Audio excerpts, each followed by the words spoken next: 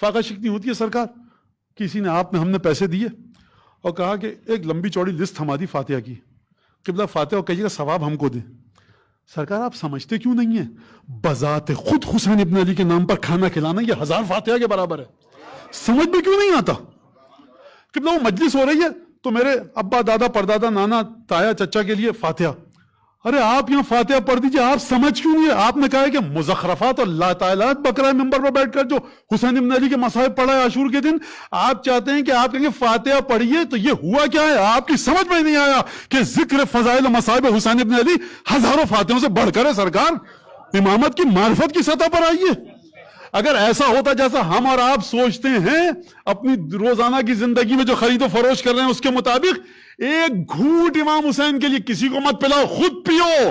ایک گھونٹ پیتے ہوئے حسین ابن علی کے قاتل پر لعنت کرو گے, مولا حسین کے سوکھے گلے کو یاد کرو گے. صادق آل محمد نے فرمایا 4 لاکھ تحفے تمہیں خدا دے گا. خدا کی فکر بنیوں والی نہیں ہے. جب خدا معاملہ کر رہا ہے آپ کے ساتھ فاطمہ زہرا کے بچوں کے سلسلے میں, آپ بھی خدا کے ساتھ وہی معاملہ کیجئے جو خدا آپ کے ساتھ کر رہا ہے. یہ کام مت کیجئے.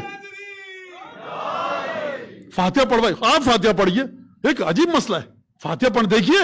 میں اس معرفت پر لانا چاہ رہا ہوں آپ کو جو امام حسین کی برکت و فضیلت ہے. میں قطن مولانا ہم تو فاتحہ پڑھواتے ہیں, بہت اچھا کرتے ہیں. آپ بات کو سمجھنے کی کوشش کیجئے. جہاں میں سمجھا رہا ہوں بالکل غلط نہیں ہے, اچھی چیز ہے. ارے آپ نے فاتحہ پڑھوائے, نہیں پڑھوائے, یہ تو غلط. مولانا ہم نے ان کو اجیر کیا تھا فاتحہ کے لیے, انہوں نے مجلس تو کروا دی, فاتحہ نہیں پڑھوائی.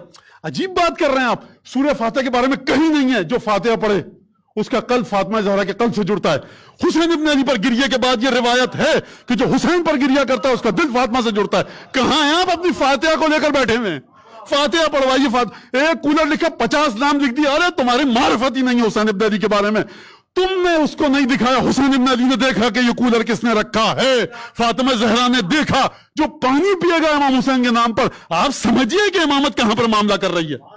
امامت آپ کو آپ کے گھر کی خلوتوں میں نہیں چھوڑتی ہے. کیسٹ لگایا, سی ڈی لگائی, نوحہ 2 شعر کسی کے, ٹپ ٹپ آنکھوں سے آنسو گرے, یہ مجلس ہو گئی, ملائکہ کا نزول ہو گیا, سیدہ نے دعا کر دی. سمجھیے اس بات کو.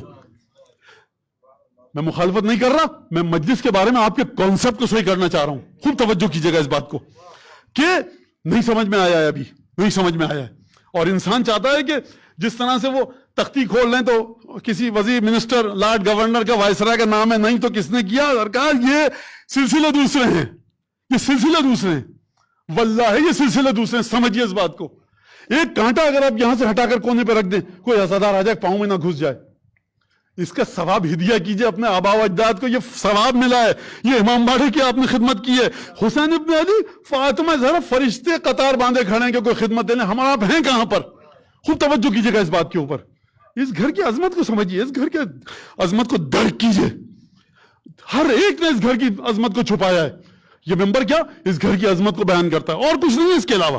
یاد رکھیں, نسلوں کی طہارت آپ کی ضمانت ہو جائے گی, بیمہ ہو جائے گی.